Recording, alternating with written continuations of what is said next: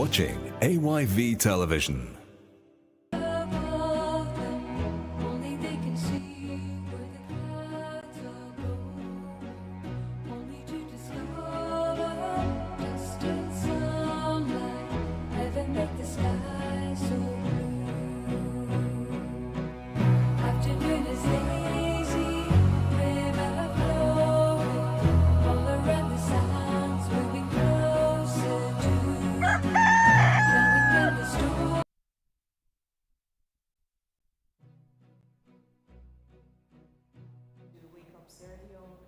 On AYV Television and AYV Radio 101.7 FM. I am Vivian Sweel.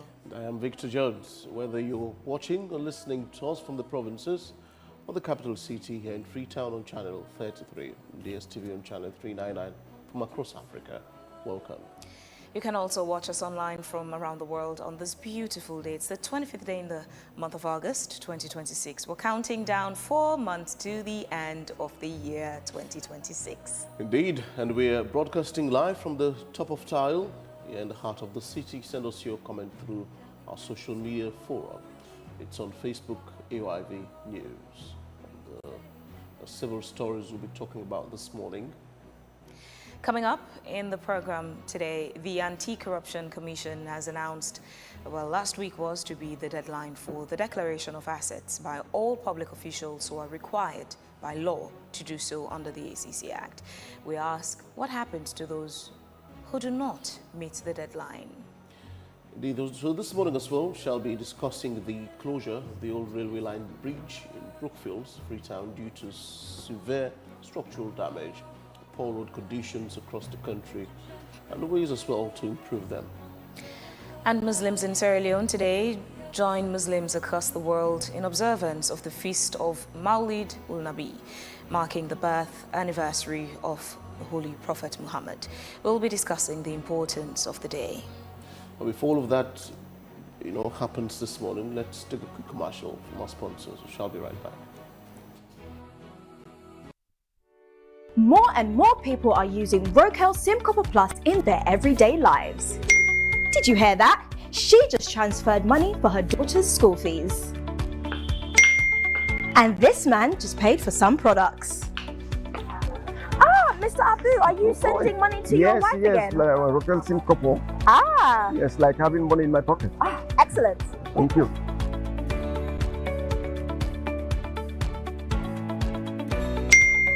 He just bought some eggs. The world is digital, so keep up with the times. Have you got a payment to make? If so, just download Wakeup SIM Copper Plus now. You can download the Wakeup SIM Copper Plus app from Apple iStore and iPad or Google Play Store for Android users. You see, it's fast, safe and reliable.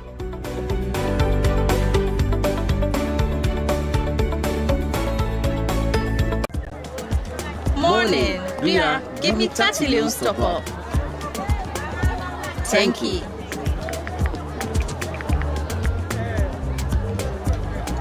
Hello, babe. How you dey do? Talk to Uba. Hello? Hello? Don't settle for a provider that cuts into your data and airtime. Ria, give me all the 30 deals. AfriCell gives you full value. AfriCell, now we network.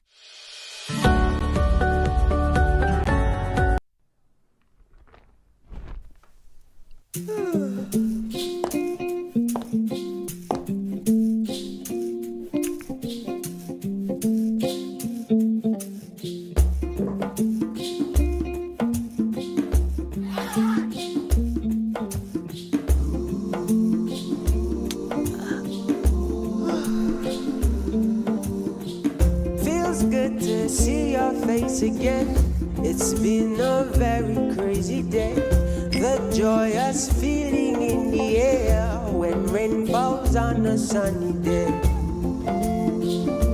Happy, yeah. Let the stars, let the roll. Enjoy life's little pleasures with Maltina. Maltina. Share happiness.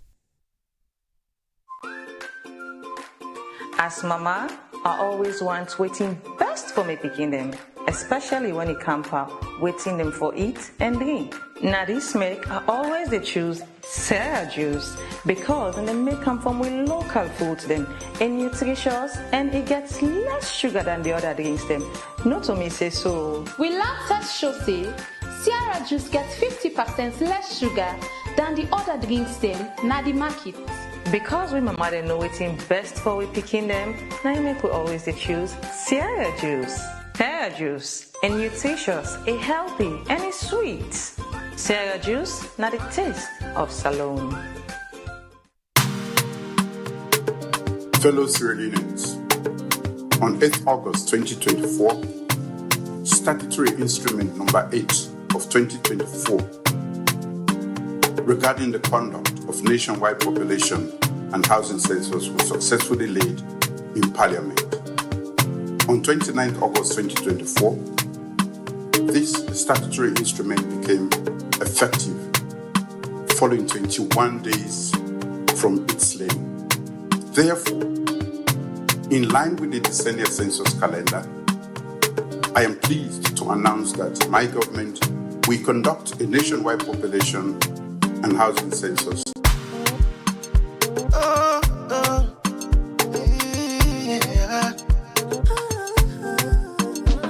It's 2026, we dey get with census. Make all man tell him famble them, and responsibility for bring development. Make all man tell him famble them. From the east to the west, blama blama. From the north to the south, blama. No matter how you dare or you try, blama blama. Motoka, mama or papa, blama blama. One pikin or grandpa, blama blama. Auntie or uncle, blama blama. Motibe, let it come to you. Yeah, one people, one nation. Let it come to you. Yeah, now we number go build salon. Let it come to you. Yeah, no person say you not here. Let it come to you. Let it come to you. I'm a papa. Make we come together now. Brother, sister, nothing saying no matter, no. No left behind, no.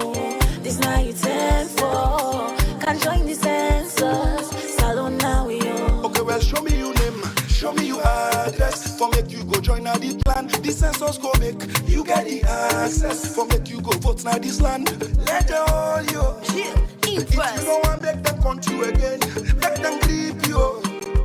Cause this time you're salon for us. See what you better say, Kekabo, Aduo. We bring good news, salon people here, yo. Census don't come again. We ready for contact, sky from the young to the old. Say the census go help make development day. Allow me them continue until you know go pay. It go help plan more schools, hospital and light, even water for you community. Who say you there? Let it come to you. Yeah, one people, one nation. Let it come to you. Yeah, now we number go build salon. Let it come to you. Yeah, no person say you not here. Let it come to you. Yeah, let it come to you. Census they come, the other we cooperate. Tell mama and papa, then get for country all, the make we all ready. Census go help for make we know we safe, and who's how we stand. If you claim say you love Salone, who's a development day, that day you for day. Yambo tegina, mimbo tegina, mingo teteke biambe. Got 2026 census na me right, census na you right. Family.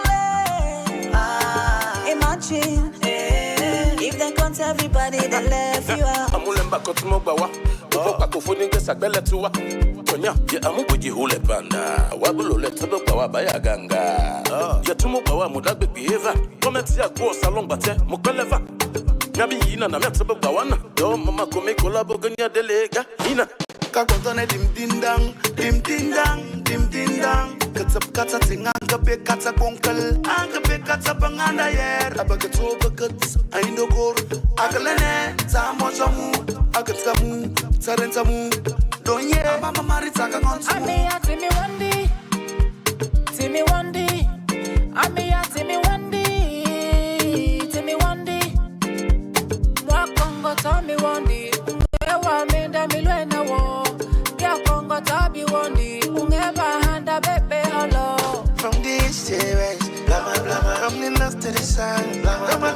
there or you try. Blama blama, you want to car. Mama or papa, blama blama. One picking on grandpa, blama blama. Auntie or uncle, blama blama. May they come to you, yeah. One people, one nation. May they come to you, yeah. Now we number go build salon. May they come to you, yeah. No person say you no care. May they come to you, yeah. May they come to you, yeah.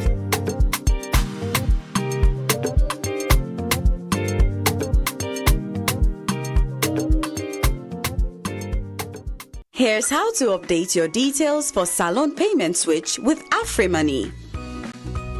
Dial *161#.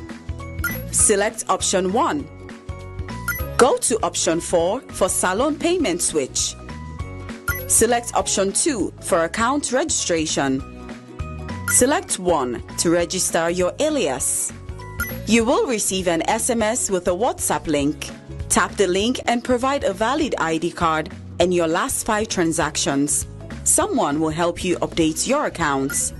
AfriMoney, quick and easy.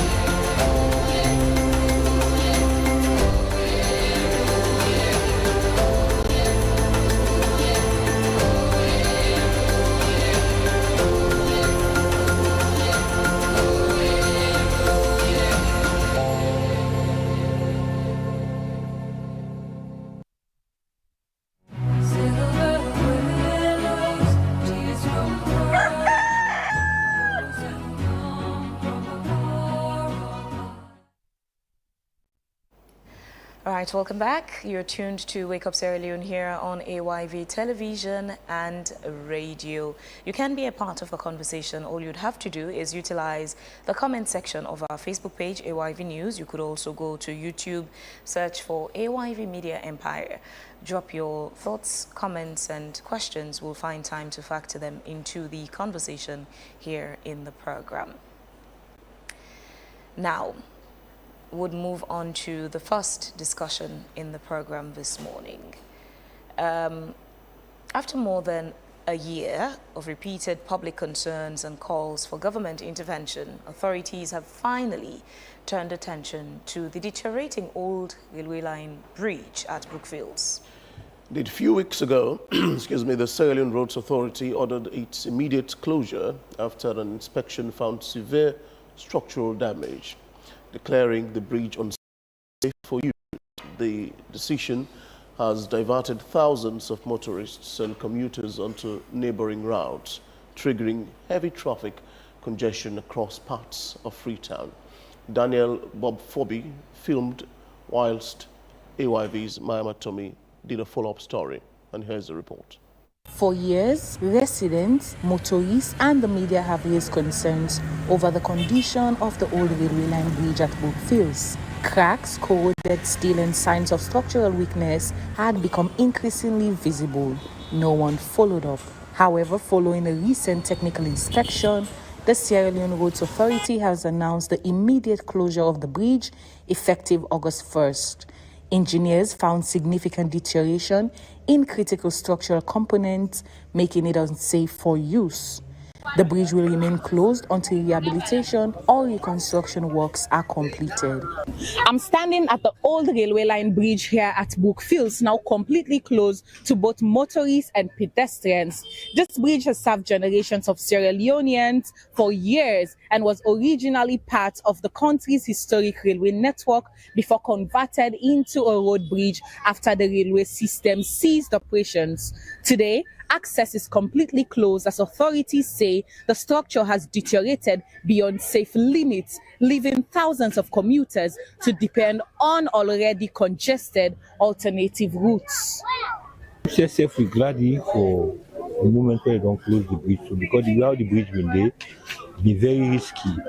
Because you find out say people living there under there where they dwell there, you know. And if you go under there, you will find out see the bridge don't crack. Now we don't here make you know they know see the bridge don't crack down there. When you go down there, you know see the bridge don't crack. So for government to part, at least they don't do well for stop the motorcar for now until they repair the bridge. So not a bad thing. Not say the bridge not blocky boko, but the bridge in need renovation because we like also now need to do business. You understand? Because the bridge na crack the two sides we crack at the bridge. You understand? Because the pillar we down to the water. You understand? Because clay ground because the water don't eat the pillar. So they need for camp then dig that place there. They dig and say they lost the clay ground. They begin concrete there. They make the bridge. They stake the bridge now to make Useg access. To make Useg to do business at this road.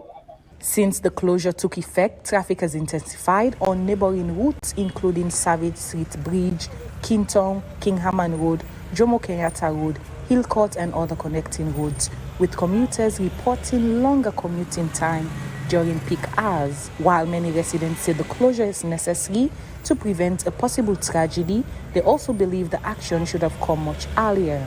Also, the motorcar then they boil the bridge. Now the water. Alex, if they don't block the motorcar, the water they continue they mine the bridge. Because the repair with the bridge need, therefore make it so like how they make some water. That means say therefore throw the heavy stone them, they make mortar, then plant iron rod there. Where it be say this water where they ride, now pant up the concrete for the ride. Because of if na dig you dig go down, inside 5 years the water they dig and back to any level where you dig. I like some people let me near this water where then dig up to 6-7 feet for make them foundation.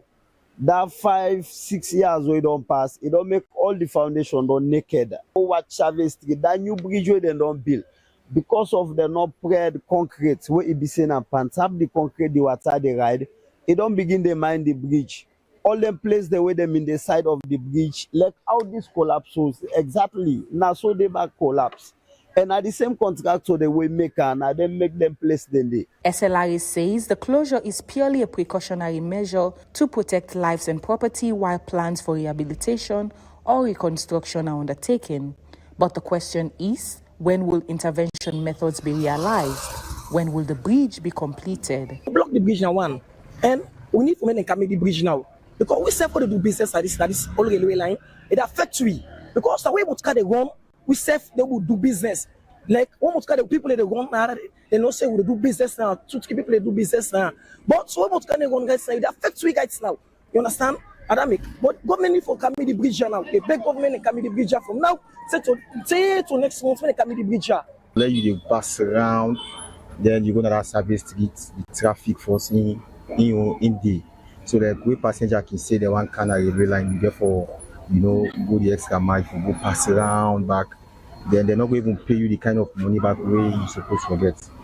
But we really distrain actually. We really distrain. We pray say they will can fix them as soon as possible. We not expect them for stay too long again for let them repair the bridge because say this is a road where people they use frequently for go different side them. So they expect them for go fast as possible. The closure marks a significant step in addressing long-standing safety concerns surrounding one of Freeton's aging bridges. However, with traffic congestion worsening across nearby communities, many residents are now looking beyond the closure itself, hoping rehabilitation work will begin soon. Maria Matomi, AYV News, Freetown.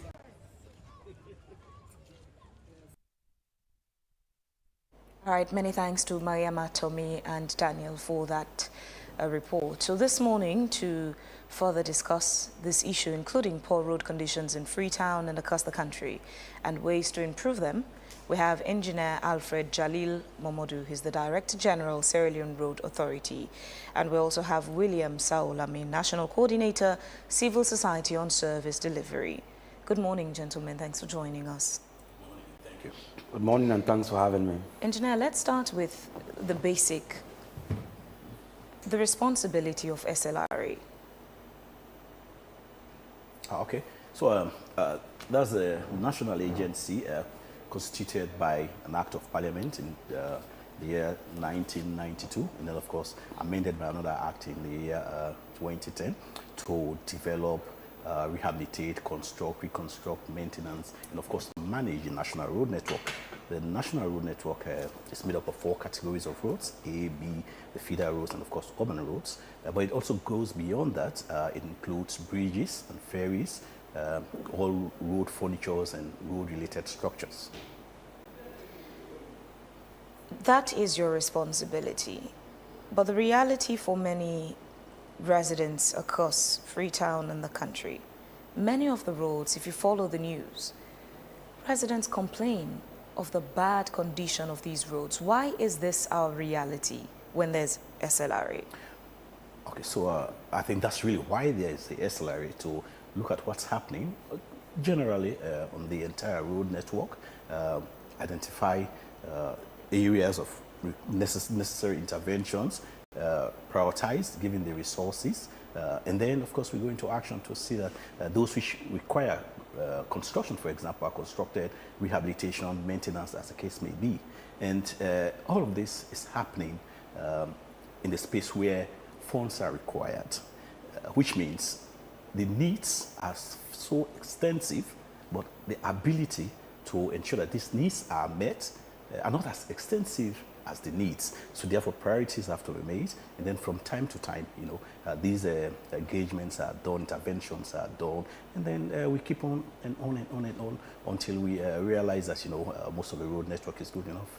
William, from the civil society perspective, communicate what these bad roads actually translate to mean for the ordinary man.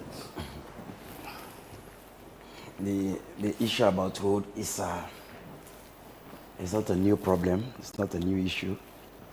It's not just the issue of the SLPP, but all other political parties. We have still not yet there, more especially when you name Freetown as the capital city, where you expect visitors to visit. You see presidents coming from Nigeria, Ghana, and some other parts of the world. They will come to Freetown. It's hard for you to hear that I'm going to visit Bo or Makeni or other part of the country, but they will come to Freetown because this is the capital city. And so therefore, because this is the capital city, must have that, look as a capital city. But I will tell you for free, it's shameful, to say Freetown is the capital city. You get to Sakila Road. It's so deplorable. Sakila Road is right at the center of the city. Shaka Stephen Street, Sanders Street, all of the streets. You don't even need to patch them anymore. There is nothing to patch again with some of these streets. Nothing. You have to totally remove whatever, whatever, you have to remove them and have a fresh construction. The road we are talking about, the bridge we are talking about is the rail line, the Service Street Bridge, which was reconstructed, I think, a few years ago, and the King Tom Bridge. These are bridges that are linking the city center to the western part of Freetown. These are very, very important bridges. And these are old age bridge that has been expired for over 20 years now for me. The rail line we're talking about has expired over 20 years. And this is very serious, it's very dangerous. I'm happy that SLI were able to pick up that particular bridge and decided to close. But the question here again is that the people are asking, when are they going to start work? It's dangerous, it's good to close, But when are they going to start? When are they going to end? How long are the people are going to suffer? But whatever you may say, people are suffering. Using Service Street is not enough. Service Street, in fact, is supposed to be 2 lane. I don't know why it is still just 1 lane traffic. It's a matter of planning. For us, some people have to suffer for others to enjoy. You have to do some demolition. Government has to pay some compensation to people. The Service Street is very, very narrow. I've been expecting that when that bridge collapsed some years ago, they should have used the opportunity to open up that Service Street, you know, for it to be a standard road. So today, when we are saying we are going to close the rail line, Service Street will have been more better, you know, because the road could have been wide. Now, if you go to Service Street, you stand around St. John and you see these government buses, they are more broader, the size of the bus, compared to some other vehicles. They take the bulk of the road. So other vehicles have to go right at the edge. It's dangerous. William, you asked a good question. When will the work commence? Engineer? Yeah, so just before I get to that, I mean, he's made a very good point. Let me just talk about Service Street. Service Street, after the collapse, during our intervention, was actually expanded to a 2-lane bridge with sidewalks for pedestrians. And then over and above that, after the closure of the Ori rail line bridge, it's not, the traffic flow is not 2 ways, so you could go and come either way. So the bridges are very expensive, as a matter of fact. There could be a burden on government finances. However, we have had... But it's also a priority. I agree. Especially in this case. Absolutely. Absolutely. So therefore, we've had engagement with government. In fact, because of the required funds, we have not only engaged the road maintenance fund, we have also engaged the Ministry of Finance. So we are doing a 2-track approach to see how resources could be put together and then see how we could move forward to do this rehabilitation. That's the worst case. And then the best case, a reconstruction, which is actually our desire. Currently, we are at the point of concluding our procurement process. So once that's concluded, we'll revert back to our expected financiers, and then we'll roll out a... What are the figures for either options? If it's being rehabilitated or reconstructed, what are the figures? So it's a relatively long bridge. If you are reconstructing, it could go close to about $6 to $7 million. I mean, because what we are going to do now, we have to be futuristic, expanded, and I mean, the quality should be one that will actually stand the test of time, about a century or so. So that's what we'll aim at. But in terms of rehabilitation, we are targeting something like between $1.5 to $2 million. So you're most likely going with the rehabilitation option? Well, yes, as a gap measure, whilst we try to get funding to do a proper construction. In your estimation, how much longer do you think this would take, considering the impact of that blockage there on traffic, especially during rush hour? And this is the holiday period. The schools have not even reopened. You see this traffic. Imagine when schools would reopen. Yeah, so like I told you, we are about concluding the procurement process. So once that's done, like we'll revert to the Ministry of Finance and, of course, the Road Maintenance Fund, whatever they can put together, and then we'll commence. You know, why did it take you this long to turn attention to that bridge? That's not Since correct. 2020, No, that's not correct. Our attention has always been there. Closing the bridge does not mean that that's when our attention went there. It means that action, that was the appropriate time to take that action. 6 years? Couldn't you have mobilized resources before now? Even if it's 20 years, we've been going there, inspecting it, I mean, taking the necessary measures. We've been doing maintenance work. The thing about maintenance is you do it to a level where a different intervention, a higher intervention will be required. And that's where we are. William, do you think the SLI has done much really in terms of rehabilitating roads in Sierra Leone? Putting this particular bridge in perspective. We are all in Freetown. We are not seeing in the provinces. We're seeing exactly what is happening in Freetown. Almost every road in Freetown. If you had to grade them, how would you? Well, they will not have a pass mark. There is no way I can sit here and tell you. From 1 to 100? Pardon? From 1 to 100, how would you? Well, that's around 40. So, because if you're above 50, then you are within the pass mark. They are not within the pass mark. Why 40? I was thinking that when that road, before the road is closed at railway line, they should have done some maintenance work within Brookfields. Yeah. There are so many streets, you know, within Brookfields. If the roads has been rehabilitated, the drainages has been, I mean, set up again, it could have, I mean, be some easy way, you know. But even when you get to Brookfields, some of the streets within Congo Market, you have traders all over the place.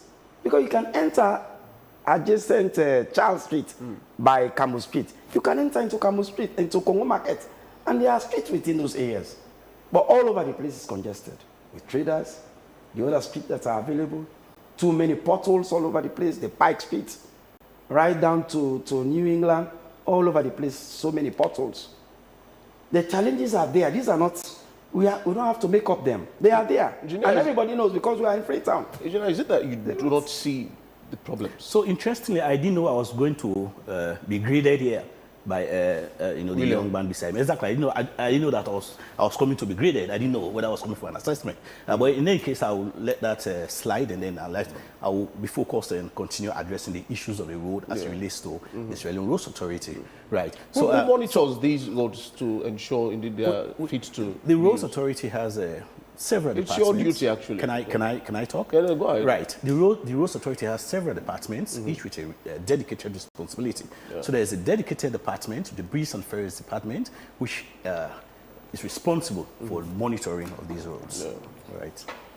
No, so is it that, and again I asked the question, since 2020, we've been having problems with that particular bridge at Brookfields? No, even before 2020, there have been issues. I mean, like it gave you a background of it.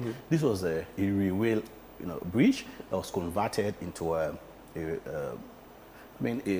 do I call it? Vehicular bridge, right? Okay. So which means, in the first place, it was not purpose design, but however, for the sake of necessity. So it means with the explosion of traffic in recent times and with the climate change, but worst still is with the human activities around there. I mean, its deterioration was accelerated. How many roads? That notwithstanding. Okay. Yes, go ahead. Please. No, you go ahead. No, finish up. I'm here for you. You go ahead. No, finish up, please. I'm here for you. You're still training your thought. Just finish up, please. All right. I just wanted to ask a follow-up question. I'm disoriented, so you could ask another question. I wanted to ask how many bridges or roads you rehabilitate or construct yearly. So I can't give you a figure to that, but the fact is, wherever there's an issue, we are going there to ensure that those bridges are rehabilitated, maintenance, and even some cases do reconstruction or construct new ones. Engineer, are you constrained with funds in any way? Absolutely. Everybody is. You've said this before, actually. Yeah, everybody is. Absolutely. You said, I've been thinking about this, Gile. There is a 1 Leone charge. Sorry? On each litre of fuel that is bought across Sierra Leone. It's called the road user charge, I need to understand. I'm sure that runs into millions, or even billions of leones yearly. How would you make such a statement in the face of such funds coming in, on a daily basis? Right. So this is a dangerous thing, perception. The fact that some amount of money is charged per litre does not necessarily mean that there is adequate fund. In the first place, you consider what is charged, and then you 1 Leone per litre. 1 Leone per litre. I'm not sure. It's 1 Leone. No, I checked it actually. From the PRE actually. I read it last night. That's fine. That's fine. 1 Leone per litre. So how many litres are going to be bought to get $1? How many dollars are you going to put together to get $1 million? In the case of the ORE line for rehabilitation, let's say 1.5 or 1.7 million. So how many 1 Leones are you going to put together? No, in the face of that, excuse me, in the face of that also, there are a lot of other needs right across the country. Yeah. Right. Some are even emergencies that you are going to address. It's not a matter of, sorry? Like which emergency? Oh, roads to cut off. Yeah. Right. Yeah. So in other cases, some conditions get even worse that by all means, you have to have them fixed. So it's not like for every 1 you're going to keep it until you have the 1.75 million, for example, that you need for a rail line. Then you come and do a rail line. The needs are just there. They just keep coming every day, every moment, every minute. So that's the point. I understand these monies go to the road maintenance fund. They do. Yeah. How much do you get from them on a yearly basis? Is there a budget? Because you're making a case as though the money we're getting from, the field charge is very little. It is. It is I do very not believe little. so. It is very little. It is very little. Have you done a comprehensive analysis as to how much comes in on a yearly basis? Not with me here, but what I'll tell you is year after year. In fact, currently now we are engaged in the preparation of the work program, the maintenance budget for the next year. And we'll continue with this exercise, doing series of iterations, engaging the road maintenance fund, engaging the Ministry of Finance. We ask them at some points to, give us a ceiling kind of, and they give us a ceiling, but it's obviously not going to be as accurate as you want it to be, because what they will also have to look at to determine their income are just forecasts. So you may expect that this will come in, but then probably might not come in. So these are the sort of situations now. These are the realities. William, do you think it's a problem of, as engineers put it, lack of funds? Well, whatever. Yes, that might be a genuine statement, but whatever little resources you have, it has to be properly managed. We have to prioritize. The issue about roads in the capital city is not just Freetown. It's a very serious issue. And we have to really put ourselves together to ensure that we do the right thing. It's not just about SLRE, even ourselves as people. You go down rail line bridge, there are so many people.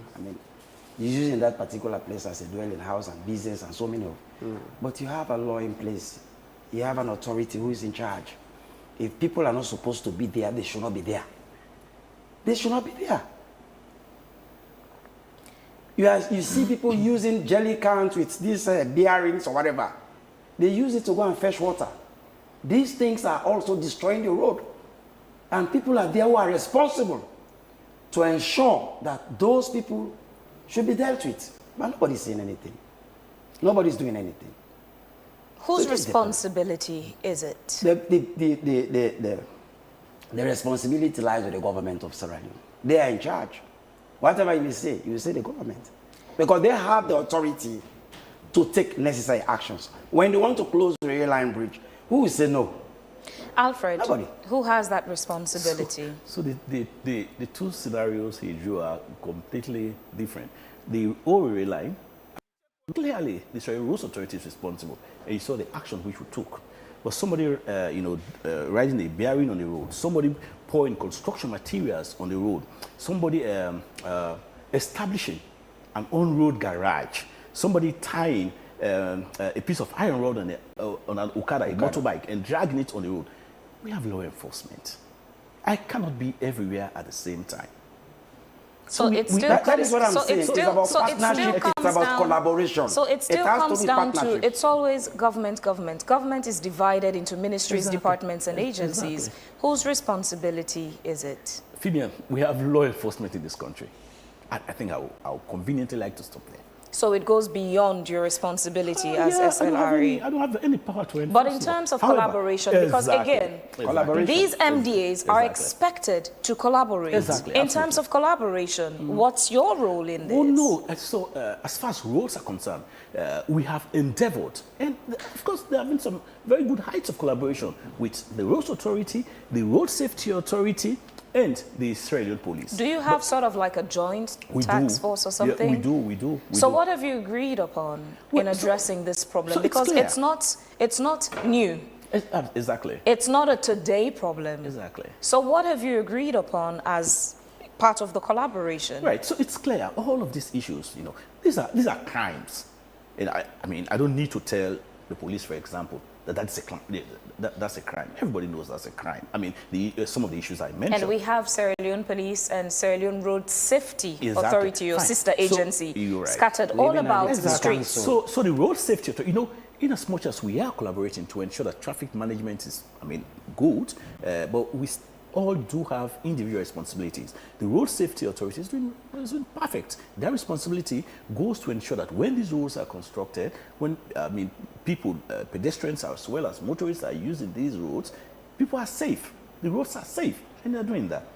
The Roads Authority has a responsibility of constructing, rehabilitating, maintenance, and managing these roads. And then the Sierra Leone Police enforces wherever there are issues there. So when you say managing these roads, what would that mean, managing the roads? Right, so it would mean for example, in the case of, let me give a typical case. In the case of the Ori line, you know, we've been inspecting the bridge, we've been doing maintenance work and rehabilitation works on it, and at this point we know that the best action we could take is a thorough, a major rehabilitation or a reconstruction, and for the safety of Sierra Leoneans, let's have it blocked.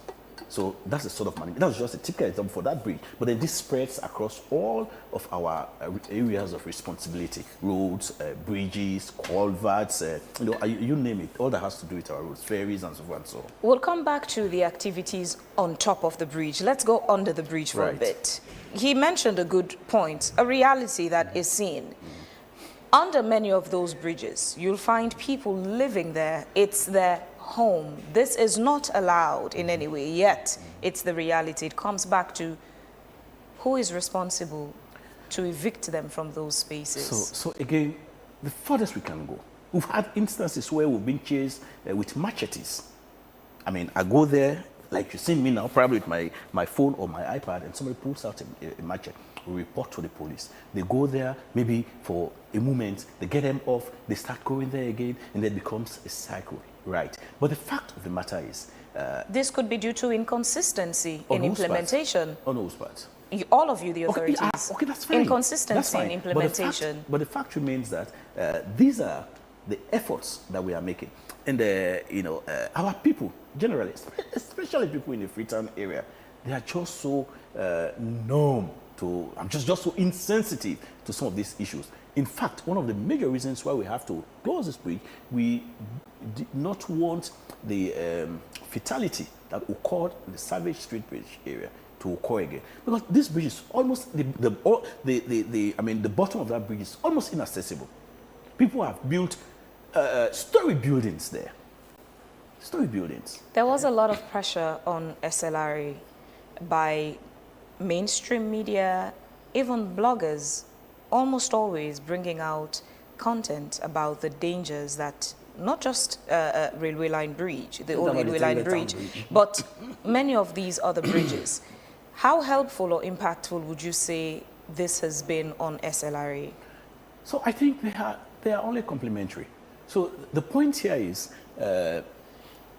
if I send a team out there, my bridge team, for example, to any of those bridges, by the way, we do routine inspection. This is constant.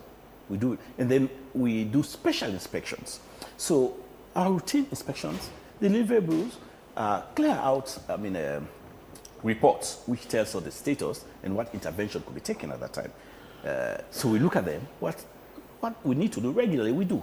But then the special ones, for example, at every point in time that either a mainstream media or a renowned blogger, because we have a lot of people blogging around, we pay another visit there. We assess the situation. Because these structures, like we've already established, they are old structures. So which means anything can happen at any time. So we do not kind of neglect whatever people say. Even as I'm seated here, if somebody calls later on a program and tells me, oh, this is X and X, and I remember that, no, this has not been in my report, I'll go there. Or perhaps I'll call the bridge engineer. Or perhaps I'll call 2 or 3 other engineers. I'm busy, but kindly check. Right. So we've not neglected any call. Whenever there is any call, with regards to the condition of any of our bridges, not only here, all over the country. So I'll tell you one thing, please. Go ahead. Yeah, let me just tell you one thing. A couple of days ago, there was a video making rounds about a bridge between Makeni and Makeni-Kono Road, where someone has asserted that the bridge has a huge crack, it will collapse and so forth. As I speak to you, our team is now on its way back. They were there yesterday to see. And what was their assessment? Oh, no. So is it as bad? No, it's not really as bad. Again, this is the other thing. People are, have a lot of alarmists. People are so graphic. Bloggers want to be the first people who have, broken the news. And now they sit and pray that, what they've said happens so that they will, they become a little bit, they get some amount of legitimacy. That creates panic. That creates panic for citizens. But also, public education is necessary. Right? It comes back to you. You say now your team has gone there, and this is just a case study. It's just one example of, all the other situations in the country. If there's an alarm raised through the media, whether it's mainstream or bloggers, and you go and the assessment is different from what is said, the expectation would be you get back to the public with a report, a feedback, so they get to know how bad it is, if it's exaggerated or if it's as was reported, and the steps being taken to address the issue. We will always have. Even in the case of the Owerri Bridge at Brookfields and Tengbetown, we have always brought out a statement. And even this one, a statement, in fact, they drafted a statement whilst on the field. And hopefully by tomorrow you'll see it out. I have a draft in my phone. I'll read it out to you. Fabian, what we're saying here is DG just need to say sorry to the public. Is this guy okay? There is nothing we can defend. Is this guy even okay? the Tengbetown road Why would you ask if he's okay when he's... Even the Tengbetown bridge is a death trap. He's simply asking for an apology. There are problems across. Wherever you go, there are problems.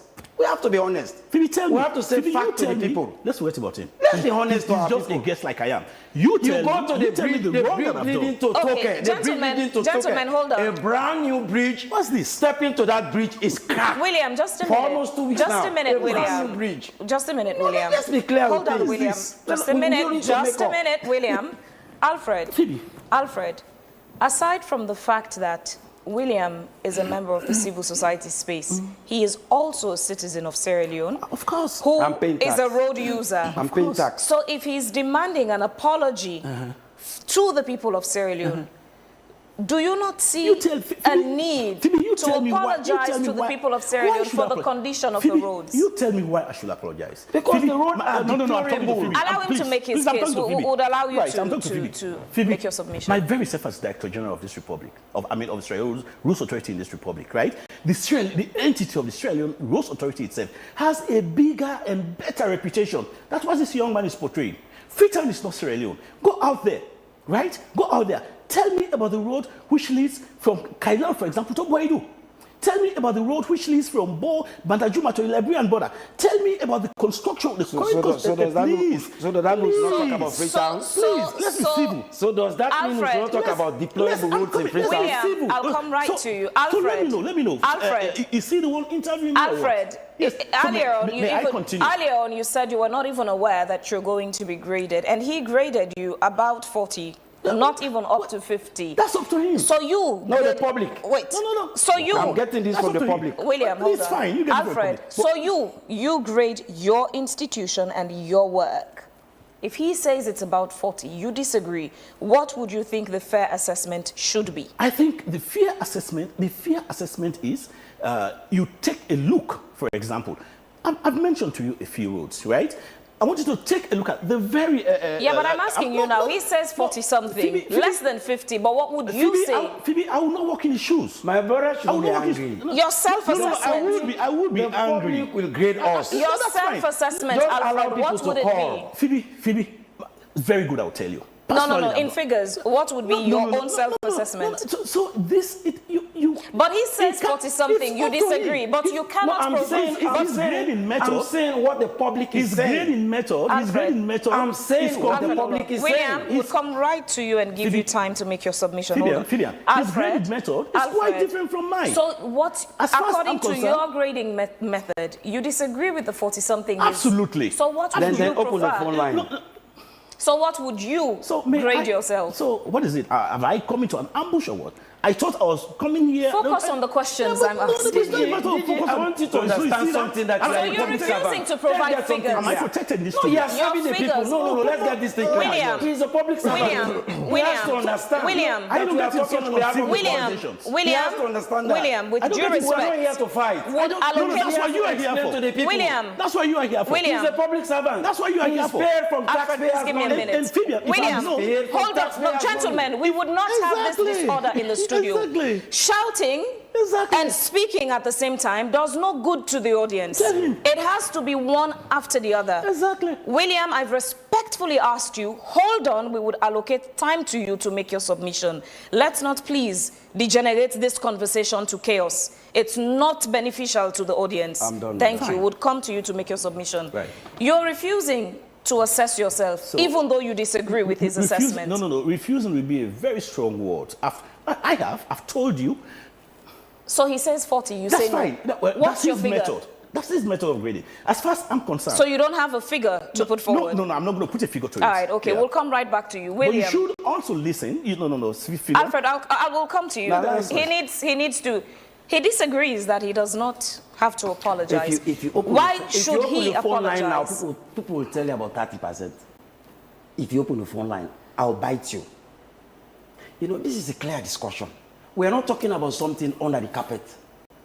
We are discussing about something that is open. Everybody's saying. Tengbe Town itself, it's another death trap. This is just fact. He's saying those bridges were converted from railway to something else. And this is over 40, 50 years. So meaning, those bridges do not even need rehabilitation anymore. But he says the funds are not available. That's his argument. That is the fact. So let's say the fact. If funds are not available, they are not available. If the roads are death trap, let's say they are death trap.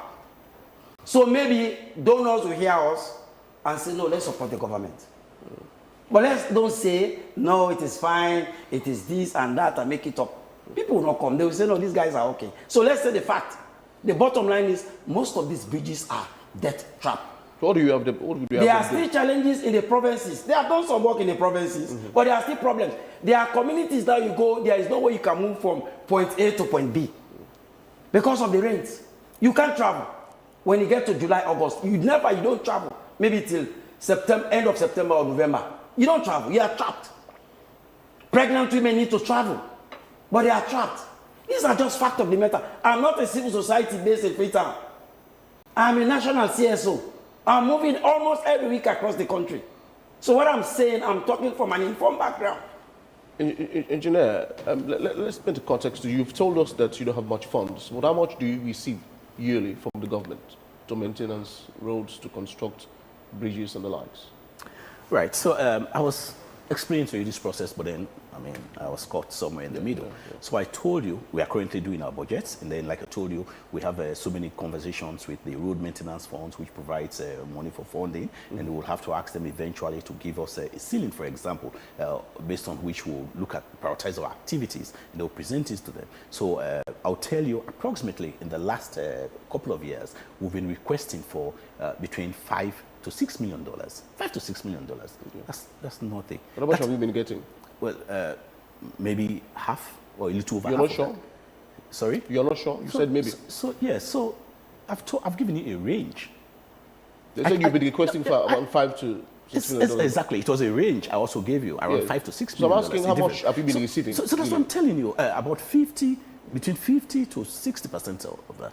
And how much would that be? More than 50 to 60%? Okay, fine. So I told you it's something like $3 million or to $4 million. Yeah, for maintenance, right? So the point here is, and there are instances, for example, in case of some emergencies and so forth. How is $4 million dispensed yearly? So we look at roads. We look at roads because our policy is the best first. So if you have a road that has just been reconstructed, for example, which means you could spend little on it to extend its life for a very long time, than putting so much in one that that is completely deplorable, because you want to protect that investment. So when we are looking at the roads, making an hierarchy of the roads, this is the sort of attention that we'll do. So it tells you that, for example, the paved roads come first, and then we look at the gravel roads, which are in some good shape, and then we'll do them. And then for the very worst ones, we ask for rehabilitation or reconstruction. What's the difference between SLRA and the Road Maintenance Fund? The Roads Authority is the agency that actually handles the engineering aspect of the road, construction, reconstruction, blah, blah, blah.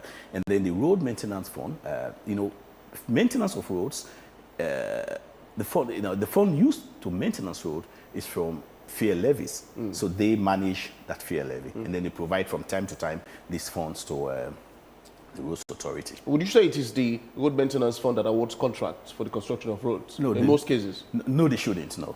They shouldn't. But haven't they been doing it? I'm not aware. If I'm aware, I'll discuss it with the chief. So you saying that it's the SLRA that has been awarding contract for the construction and rehabilitation of roads? Right, the SLRA should.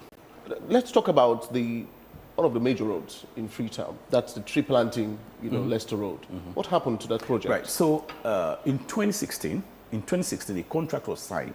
Freetown was divided into about 3. I mean, with the hope of ensuring that most of these roads are fixed. It was divided into 3 sections: the east, the central, and the west. So this one falls in the central part of it. The contract was awarded to a Chinese company, CRIG, General Railway International Group. But then funds were not forthcoming from 2016 until 2020, when we looked at it. It was a big project, all of them. They were like big projects, 40-something million, 30-something million, and for 3-4 years, funds were not coming. The government, coming from who? From the government of Australia. Yeah, the government of Australia was not mobilizing enough resources, enough funds to have these roads done. So why did you commission it in the first place if you didn't have the funds to do it? I thought you would have checked perhaps before even rolling it out. Yes, keep that. Let's don't lose track of what has happened. Go ahead. Right. So in 2020, we called all of them together, and then we reprioritized. We set them in groups. So which means now we are doing something like about 10 or 15 kilometers, 10 million for each of these contracts. And then an advance payment was given. So in this case, advance payment was also, so amount of money was given to the contractor. The contractor went to work. Then they had prepared the Macaulay Street, which is the grammar school road. They have prepared that area. They are also prepared the very tree planting, done a lot of concrete works, necessary concrete works. The next stage was going to be the actual pavement works. But then there are issues also with funding. So there are delays and so forth and so on. And then it got to a point where the contractor requested for a termination. Of course, it's the contractor's right as well. We requested for a termination. We engaged them, had discussions with them, tried to convince them otherwise, but then they insisted that they wanted a termination. So we did an evaluation of the thing, and then we ended up terminating it. But these roads and some other ones, for example, the AJ Momo Street. Hope you're aware that that's the major road linking model right up to Leicester. In fact, Forby College is actually a private, facility, really. They are even considering, closing that particular space. All right. So the very road you're talking about, the Leicester Road, the Macaulay Street, the Highbrow Street, being very important roads.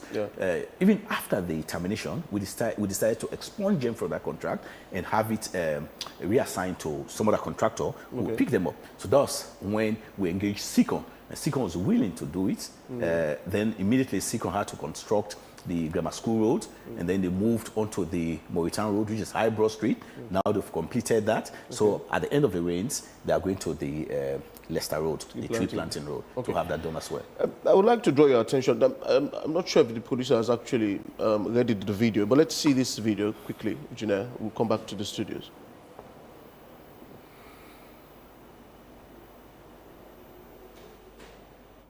Highway by Makamboya. A bridge will lead to Magborka, will lead to Kono. This bridge, right now, the government and other people, they know they talk. This bridge now broke it and broke. So as soon as see the crack along the bridge, this at any time from now, if you see the crack within at this bridge, this why it cause trouble anytime from now. But nobody is talking. So I want to continue for forward this. Let reach the people that we need for see this and make this bridge. And this bridge now one of the main bridges. I don't crack 2 sides. This now one of the major sides. We now the part for go corner, for go Magburka. So this one after that flood in this place, they add day by day. And at any time from now, we will not get for a danger. Now this bridge we will not get for doubt. As they about for court. Thank you and try for forward this. Let's save life. I just gave a vivid explanation about that a couple of minutes ago. This particular road? Yes, that's what I Okay. So, like I told you, our men were there. This is no less a person than the Deputy Director General, the bridge engineer. When you asked about statements, I told you I have a draft that was sent for my approval. There is a draft of a statement. You may see it out in social media tomorrow. And And what happens after this? Okay, so the major thing that was found out there was, okay, in the first place, it has no structural issue. So contrary to what he's thinking and wishing, the bridge is not going to collapse. Okay. The bridge is a concrete structure. So where it ends, even beyond where the actual bridge ends, we have what we call the approach slab. It's also a concrete structure. So thereafter, that's where the art or the laterite starts. Obviously, the laterite and the concrete, they are not compatible. These are two different construction materials. So from time to time, we expect, some amount of settlement to happen. So what has happened there is a slight settlement. So the fact that the road is paved, there's also bitumen or coal tar on top of it. So when the slight settlement has happened on the earth side, where it meets with the concrete, it has caused the crack that you are seeing there on the asphalt.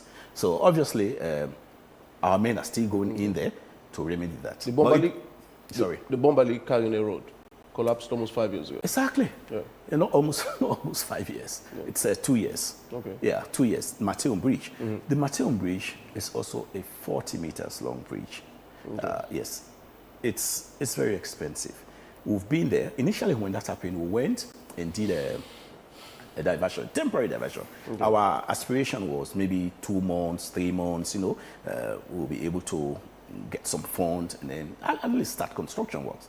But so you've not been able to secure funds? No. Okay. Funds were not forthcoming. However, what we did was there is another route from Kalangba that takes you to Benembo. It's a short route through a town called Leone. We maintenance that road adequately. There was even a bridge nearing to collapse, but because it was a short bridge, right? We engaged road maintenance fund, and these sort of little things we're able to do. In essence, you've abandoned that old bridge. No, not quite. So, not quite. We cannot abandon it. Just trying to understand, that's a trunk road. It's a major road. Okay. So, in fact, that was not the only bridge that collapsed at that time. At that time, we also had the Newcastle Street Bridge, which also collapsed. And then we also had issues where some movement, major deformation had taken place at the Locust Bridge.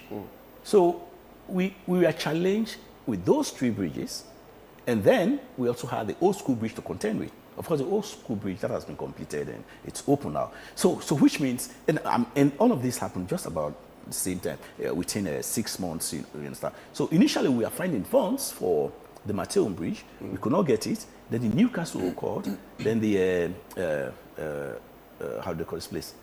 Locust also occurred. So which means our problems were just compounding. We engaged government at the highest level. So what the reality is, we cannot easily have funds to do all of those bridges, plus so many others at the same time. So we engaged government, and we did a survey of about 39 bridges nationwide that are in such critical conditions, including the railway line Brookfields Bridge, the railway line Tiverton Bridge, the Kinton Bridge as well in the Freetown area, Mongegwa Bridge somewhere around Grafton. So 39 such bridges, right? We engaged government, and government went out to also engage some development partners. They were in conversation with the French, and like it appeared there was light at the end of the tunnel. So all we did was to see how we could do gap measures until we receive these funds, and then we can do a proper construction, expanded constructions, new constructions. But then government is still working with the French counterpart to get these funds. And once those funds are available, we may even, it depends on when the funds come in. For the rail line, for example, like I told you, we are targeting rehabilitation. But whenever those funds... How long would it take to complete the rehabilitation process? So maximum 6 months, because we are 6 months from now. No, not from now. From when funds are available. When will those funds be available? I wouldn't say I don't manage funds. I provide all the technical advice to... So in essence, that's going to be closed for a while? Again, you will not say so, because we are working with... So you don't know when funds will come? Yes. So, yes, but then, But if you just allow me, we are working with other institutions of government. They are all aware of the relevance of these structures that we deal with. So I'm pretty sure they will also try to expedite the mobilization of resources. Aside from government, where else do you get funds? Your major sources of revenue? So the Roads Authority is not a revenue generating institution. However, for the construction of roads, right, we have 3 major sources of government, of funds. 1 is through government. 2 is through development partners. With development partners, it will come in 2 folds. It could be grants, it could be loans, long concessional loans, kind of non-commercial loans. And then in recent times, because of the inadequacy of funds, we've moved to the public-private partnership arrangements, where, for example, we expect you to come with your farm, you're interested in a road, we work together, see what it will cost, you go out there, find the funds, you come, you do it, perhaps we also find a way of you recouping your money through tolls, or maybe government would, the payment will be deferred. So those are the sort of funding for major roadworks. William? Yeah, my brother, sometimes I really, really pity President Bill. Why would you say that? Why would you say that? If I was in the shoe of President Bill, I would clear the entire management of SLI now. Trust me, I'm serious about what I'm saying. I'm not joking, please. Why would I'm you here say representing the public, please. Okay. I'm serious about what I'm saying. You go to Parema Road. They used concrete to concrete that road, I think, last year. Go there now. There's nothing home to write about. You talk about the drainage, the sandbag water. It's causing a whole lot of stress to people. Within Robert Street, Charles Street, getting down to Sanders Street. People are suffering for over 10 years now with flooding. With flooding. People have to take their responsibility. People have paid huge amount of money. All of us are going to the same market, the same Congo market and Kuto Road. If I'm buying palm oil, if I'm paid 1,000 euros per month, and somebody's paid 50,000 per month, we are getting to the same market to buy the same rice, which is 600,000 or 700,000 per bag. You understand? So if people are having huge amount of money from our tax, paying to government, they should be really taking their job very, very serious. I don't know if it was last year, I saw military vehicles, equipment from PZ right down to Sanders Street in a long queue, caterpillars, bulldozers. If these people from the same government are sitting together, working together, collaborating together, using the prisoners, if you are supposed to pay another man 10,000, you pay them 5,000. Using them to make some of these of our roads, those smaller roads leading from Sakila out to Main Street, you go there. One of the streets, people within the community are buying cement, buying stone. Just those roads has been there for over 30, 40 years without tar. Main Street, Sakila, right down to Christ Church, those streets, just one example, have been there for decades of years. These roads are very important when there is traffic. You can just take one of these drives and get something. As we are talking about the rail line bridge. If those roads within Brookfields have been maintenance last year, my brother is saying they are trying to put papers together to raise money for the railway line road. That one is going to be there for the next 5 years. Road bridge that has expired for 20 years ago, and then you are now putting paper together.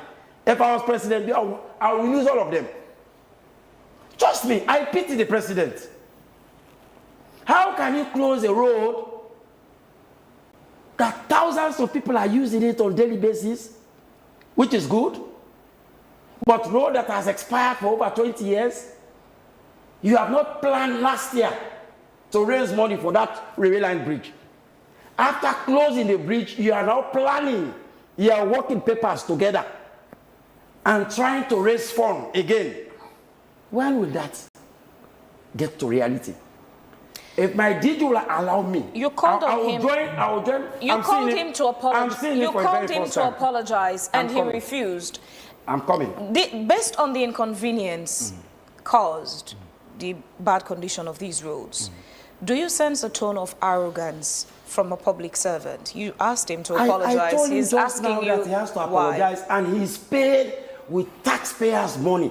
So whatever we are saying here, we are saying this on behalf of the grassroots, the poor people from Sierra Leoneans who are paying tax. And he is a servant. He's a civil servant. He's a servant. He has to accept what we are saying. We are not just saying this because we are drunk.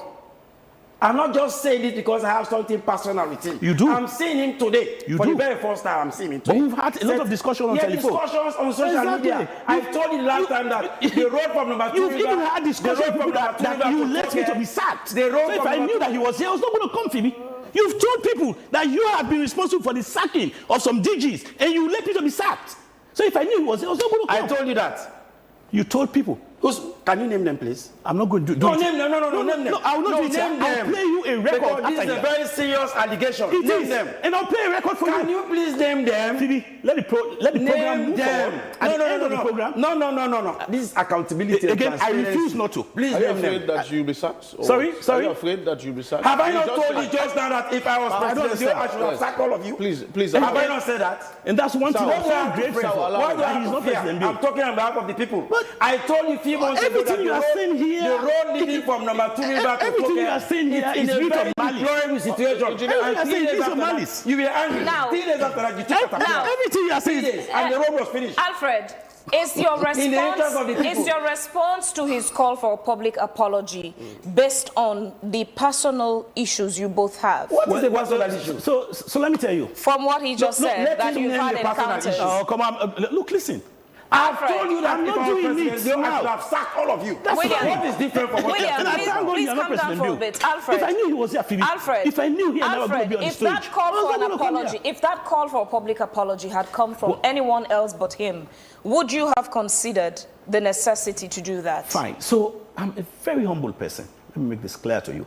And on the case-by-case basis, we have always apologized. For example, if you look at my God, be civil.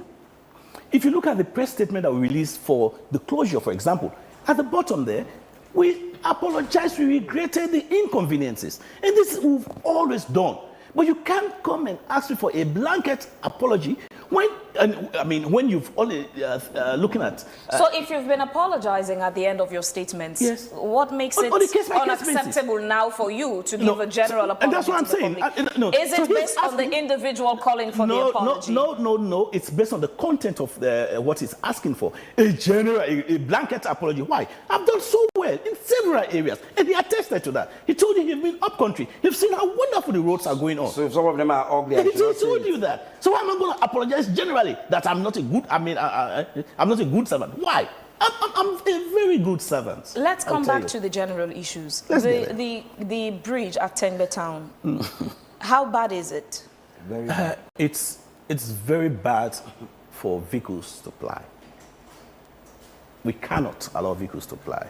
So why isn't it closed? Which one? You're talking about Tengbe Town? Yes. I'm sorry, because all of this discussion has been focused on the Brookfield one. Sorry, I thought you were talking about the Brookfield. Railway line bridge is already, it's already closed. Exactly. I'm talking about Tengbe Town. Sincere apologies. How bad is it? Yeah, the Tengbe Town one, it's not bad to the extent that we should close it now. However, if, for example, funds were available, we could do a brand new bridge. But it's not yet bad to the point that it should be closed. How? Sorry, I keep interjecting. When it gets closer to that point, we'll obviously do it. When would that be? How much longer can we use it? So it's weather, traffic, and human activities that will dictate that. So when we inspect and realize that the condition is so degraded that we cannot, for the safety of the people, we cannot allow anybody to ride on it again, then we'll take that action. But however, our most desired action at this point will be to have it rehabilitated, reconstructed. How often should we rehabilitate these bridges and roads? Right. So, based on the lifespan for which it was constructed, it could take years. It could take 10, 20, 15 years based on the intervention that is taken at any point in time. However, there are other routine maintenance activities which you could do maybe every year. You could do, on a case-by-case basis, you could do 5 years and so forth and so on. But actual big and huge rehabilitation works, they spend a lot of time, 25 years, as the case may be. William, I know you disagree with his assessment of Tengbe Town. Myself and my brother, that Tengbe Town bridge and rail line bridge, they are older than myself and my brother. He's talking about 10, 15 years. They need to rehabilitate and do some other things. those bridges that we are talking about, they are older than myself and my brother. So for far too long, they should have been rehabilitated or even reconstructed. You know, it is only the truth that will set us free. Do you consider the excuse, justification, whatever you choose to call it, that the case is presenting that it's clear. The unavailability of funds makes it impossible to rehabilitate or reconstruct these What roads? I'm saying here is, what can I say? If my brother is ready, he can call on some of us. We can move to World Bank. We bring World Bank right under those bridges for them to see. They are supporting Sierra Leone so much. And these are death traps. But you have this idea we even forget about writing letter. But you have this idea that could perhaps be a solution. You're also a road user. You have relatives and loved ones who are road users. But when you ask them, they become very angry with you. Could you approach them with that solution as a member of the civil society space? That is what I'm doing now. Beyond perhaps just the media, you've both said you've been communicating via phone. I'm not paid, but I'm ready. Whenever he's ready, so many ministries, agencies, and departments, they are calling on us to see how best we can work with them and maybe make some possible advice and solutions to solve problems. We are there. Civil society is not an opposition. Civil society, we are there to complement the effort of the government. But that doesn't mean if roads are bad, I have to sit here and say, no, these roads are not bad. If something is black, I have to say, no, it is white. No. We are there to complement the effort of the government. Government is we are not opposition. Government is almost always, well, when I say government in this case, I'm talking about the Ministry of Finance. They're almost always complaining about resources, the scarcity of resources. Too many competing priorities with limited resources. Disbursement becomes a challenge. But generally, you know, from a civil society point of view, do you think there are other ways that as a country we can be able to perhaps generate more resources and judiciously expend what we already have? You are trying to open another door. I would challenge any Sierra Leonean that the revenue we are raising in this country, if we are raising them genuinely and then we are using them genuinely, we will be able to do all of this. We don't need any dollar funding. But you go to NRA now. They will tell you about the waste pipe. They will tell you about so many things that is happening at NRE that is causing problem for not rehabilitating or reconstructing some of these bridges. So what am I saying here? It has to do with partnership. It has to do with leadership, not just President Bill. If you are there, you are head of NRE, and you are supposed to raise every little kobo for Sierra Leone, you know. If you are supposed to raise every little kobo, it's not going to individuals. Trust me, the issue about reconstruction, not rehabilitating. The issue about constructing those bridges, we should be able to construct them. We have stones, we have sand, we have human resource. You go to SLI, there are so many engineers, dozens of them. So we don't have problems with all of these things. Water is there. Sand, we have it. My brother is laughing. Stone, we have them. What do you think? What is the problem? What do you think is the reality of this situation that is for ordinary citizens who are perhaps non-engineers? For example, that video we saw of that road there going to Kono. Ordinary citizens would tell you this is a very big problem. SLRA engineers would come and say, well, we've looked at it. It's not as bad. It's not as bad. As they make it. And the road was cracked from end to end. We saw it from end to end. And somebody will tell you, okay, we've seen the social media video. We will send a team there tomorrow. Do you want to tell me that SLRA representatives are not in Magburuka and Kono and even Makeni to see that road and report to their boss and take immediate action? Do somebody have to video that one and send? Can we bring water for people to swear that no SLI worker has not been able to set eyes on that road? The video we saw just a few minutes ago. Is that the point? Would you say they are downplaying the situation, or would you say, they are. Or would you say the ordinary citizens who lack the perhaps skills and knowledge that the engineers have to make this assessment don't have the capacity to determine what the problem is? Is it being downplayed by the engineers, or is it being exaggerated by the ordinary man? So in fact, it is slap on their face for somebody who do not know, do not have any knowledge about road construction. Telling you that this thing they cause trouble, it will cause damage, people then go die. Somebody who is a farmer, maybe that particular person was a farmer, saying that one. For even that person to identify, let me tell you something, that road was not cut overnight. It wasn't. And I will challenge that so many SLI workers have traveled along that line. And there must be an SLI representative in Makeni, Magoroka, and Kono that are applying that road every other day. They have saw it. But unless a common man has to see it, video, and send it on social media, and then somebody said it's just a minor damage. So it's like people are downplaying. If I should answer your question. Gentlemen, as we round off this segment, Engineer, again, would you agree that your people are downplaying it, or is it exaggerated on the part of the ordinary citizens? That's not true. You know, when I was telling you how we deal with our road generally, including bridges, I told you we have routine inspections. I also told you we have special inspections.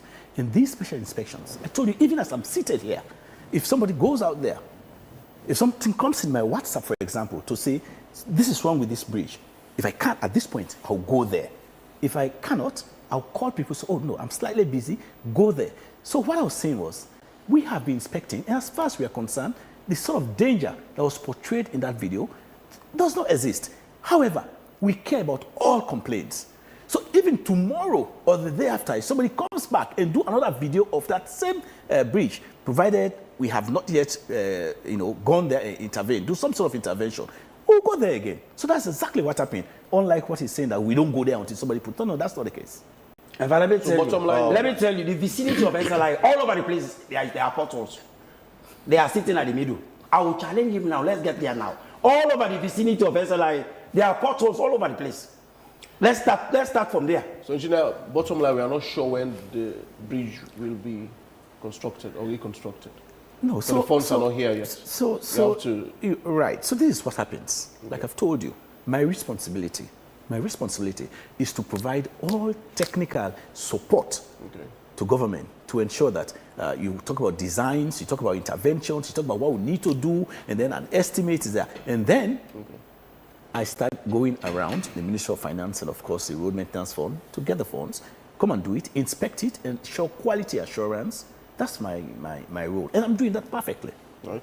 So once funds are available, we'll see it kick off. So, any department statement? Well, all I have to say is we have to be honest with each other. I have nothing personal against my brother. He's my brother. But I'm just seeing what the public is saying. Right. Whether they are coming from APC, SLPP, or wherever they are coming from, they are Sierra Leoneans. And I've not been doing this advocacy within SLPP. I made this advocacy within APC time. Right? That the roads are deplorable in Freetown. I said it. And I'm saying it again. Within the SLPP governance. I'm saying it again. So what is bad? Right. I'm not doing this. We are pregnant women are suffering. Bike riders, we are buying spare parts on daily basis for our vehicles because of bad road networks. So we are suffering. And these are very, very expensive parts. We have to talk. And we have to see action. We should not just be talking. We need to see action. If my brother is saying that Tembe Town Bridge is not that much bad, then people will be very angry. That's why I'm a little angry. Right? It's bad. Right. The bridge is bad. We have to say it. And then we'll find a way to settle things. Even tomorrow, if they call me in the office, that's how you are an advocate. How can we work together to do A, B, and C? I'm always ready. Right? But I'm just saying the truth. Thank you so much, William and Engineer. It's a pleasure. So firstly, I will thank God that SAU is not President Bill. That's the first thing I will thank God for. Secondly, I'll just make a slight correction. I did not say that the Tembe Town Bridge is not bad. I said, and for the records, that it is not bad enough to be closed today. Right. That's what I said. And then, again, I think the Roads Authority is doing a very good work. You cannot judge us by one or two things. We are doing our task is enormous, and we are doing a very good job. Over and above that, our progress, right? It's being determined by several other factors. Right, including limited funds. Absolutely. In fact, that's the number one, number two, number three factor. Right. Thank you so much, Engineer. Thank you. Now, the government of Sierra Leone has declared today, Tuesday, August 25th, 2026, a public holiday in observance of Feast of Maulud ul-Nabi, marking the birth anniversary of the Holy Prophet Muhammad SAW. The declaration allows Muslims across Sierra Leone to commemorate this important occasion with prayers, reflection, and religious activities. In an exclusive interview, Sheikh Al-Haji Mohammed Jallo, Chief Imam of Masjid Jalal on Wilkinson Road in Freetown, tells us more. It is important for the Muslim community to follow the Sunnah of the Prophet Muhammad sallallahu alaihi wasallam, because every year, every blessed year, we have this to think about, to reflect upon, to ponder. You understand? When the month of the Prophet comes, you have to think of it. Just as every blessed year, we have Ramadan, we have other pillars of Islam. When this moment comes, you are alive, you witness it, all you have to do is to sit quietly and ask yourself a question. How many way of life, how many Sunnah of the Prophet am I practicing as a Muslim? What is my connection with Allah? What is my relationship with the Prophet Muhammad sallallahu alaihi wasallam? With all of these things that I've been told, I have been informed about this individual. What are some of the things? Because you are going to be in Jannah with the one that you love. So when you love the Prophet, when you love Allah subhanahu wa ta'ala, Allah said, if you claim to be in love with me, Allah, you value me, all you have to do is to follow the Prophet. Obey him. If you follow the Prophet, you obey him, you follow his teachings, his way of life, you look at him as an example. Me, the Almighty Allah, I will forgive you. I will let it go for your mistakes and your shortcomings, you understand? And I will have mercy upon you, and I will grant you my Jannah. Because you look into the life of the Prophet and you follow him in the right direction. Idina Sirat al-Mustaqim, in the straight path, the path of those who Allah has bestowed his grace, not of those who receive the anger of Allah subhanahu wa ta'ala. You have to be careful for you not to invent any lie against Allah or anything about our beloved Rasul sallallahu alaihi wasallam. It will serve against you on the day of accountability. So you have to be careful. When you want to celebrate this particular moment, as Muslim, just go into the life of the Prophet. Try to read something about our beloved Rasul. Try to know, do research. Try to know who is this man. What are the qualities of this man that I need as Muslim to implement in my life before the day will come when I will speak no more, before the day will come when I will not stand or do anything for myself. Everything will be done for me by people. So you have to think of it. The best way for you to recognize this day is for you to follow the Sunnah, the teachings of the Prophet Muhammad sallallahu alaihi wasallam, and make sure you follow it according to. Do not go against Islam, the Quran, and the Sunnah of the Prophet Muhammad sallallahu alaihi wasallam. During the commemoration of our beloved Rasul sallallahu alaihi wasallam, we need to recite the seerah, the history of the Prophet. Let us teach people about this great man, the best example of the world. The character of the Prophet was the Quran.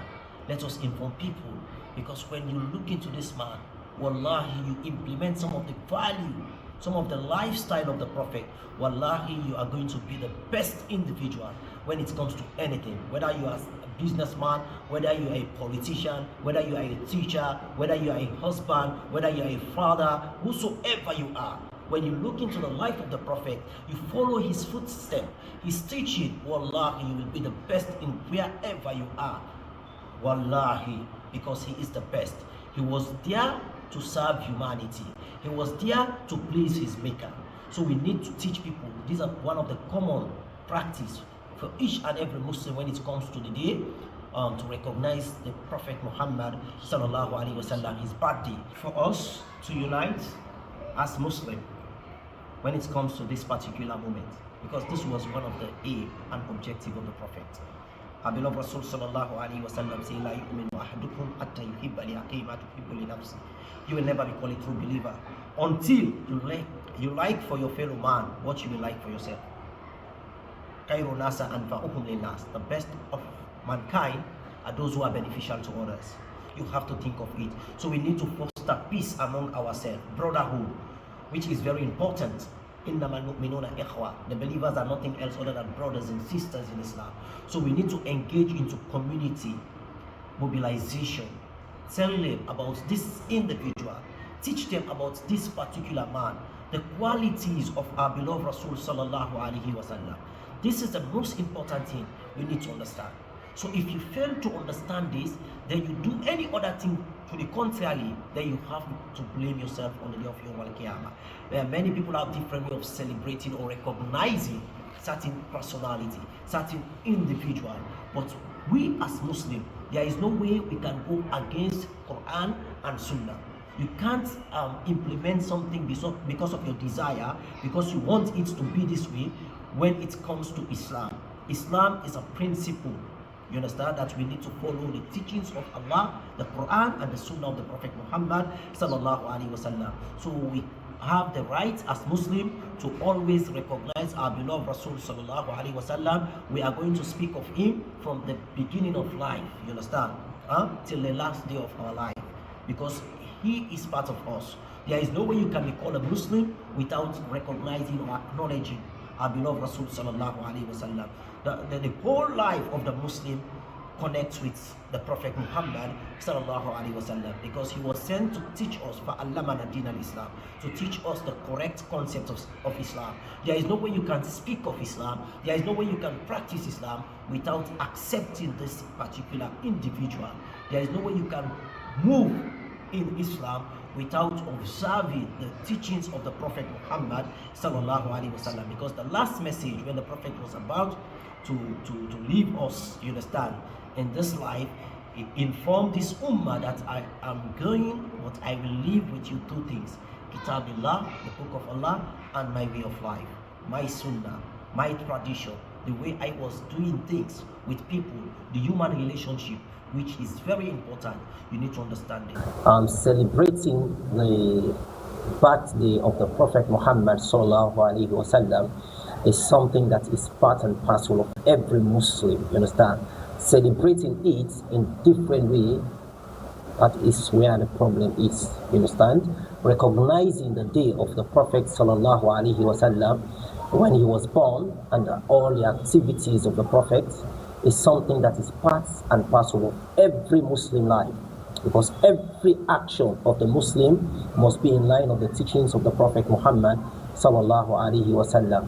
So all we have to do is to discuss about the important and the significant things when it comes to the lifestyle of the Prophet Muhammad sallallahu alaihi wasallam, and pray upon him with much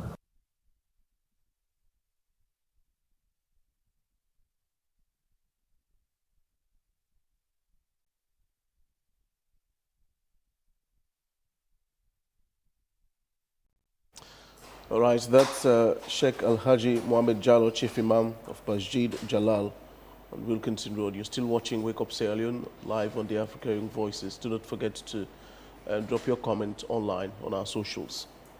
Now, next to the fight against corruption, where the Anti-Corruption Commission on Friday announced the deadline for the declaration of assets by all public officials who are required to do so under the Act. You could recall that this is the third deadline by ACC for the 2026 assets declaration.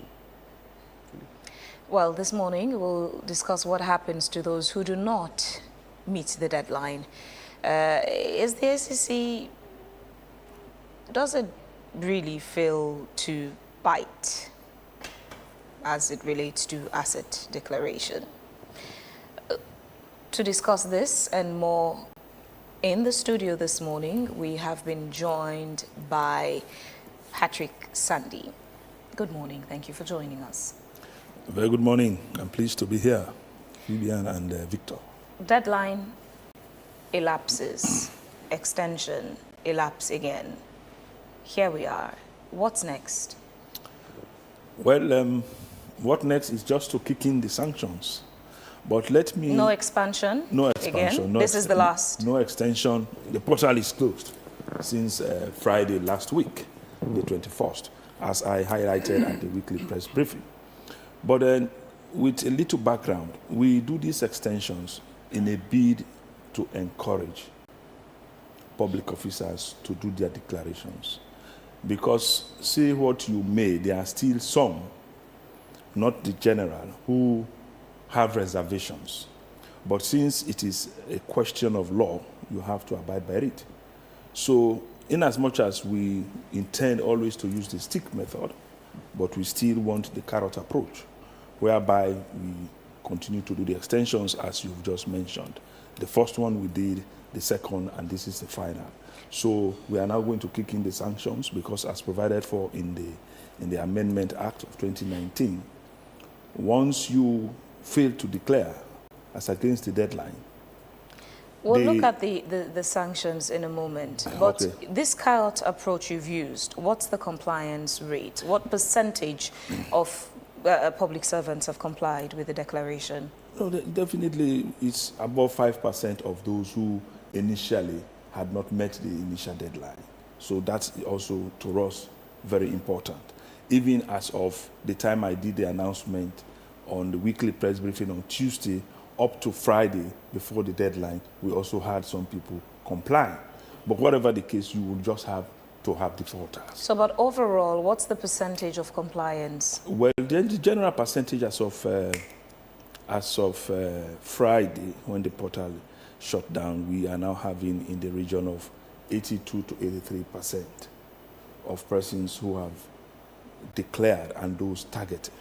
Because we actually targeted a figure of about 16,144. Then as of Friday, we were able to have an amount of 13,331, with defaulters at 2,813, which is about 17%. So definitely we are going to go after those. And the first approach would be default notice. So far, would you say there has been improvement or decline in compliance going again, let's say perhaps the past 5 years? Well, I would say there is improvement. Though last declaration, 2024, but it's still the same. When we kick in the sanctions, you will now begin to get much more compliance. But for a start, before the portal is closed, as of the last declaration and to this, there is improvement because as of the last declaration, we're not able to even get 80% compliance before the portal was shut down. But as of today or this time, 2026, before the portal is shut down, we are able to have over 80%. So there is an improvement in regard to the past. But now in totality, last declaration, we're able to have 100%.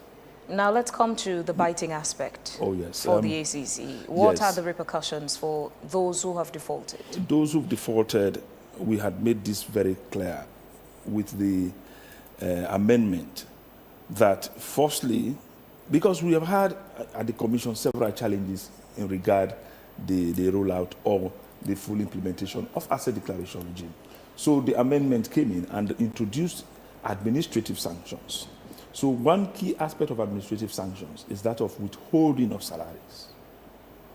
So now we have the mandate, the authority to work with the Office of the Human Resource and that of the Accountant General to give information on public officers who have failed to declare or who have defaulted in the declaration process.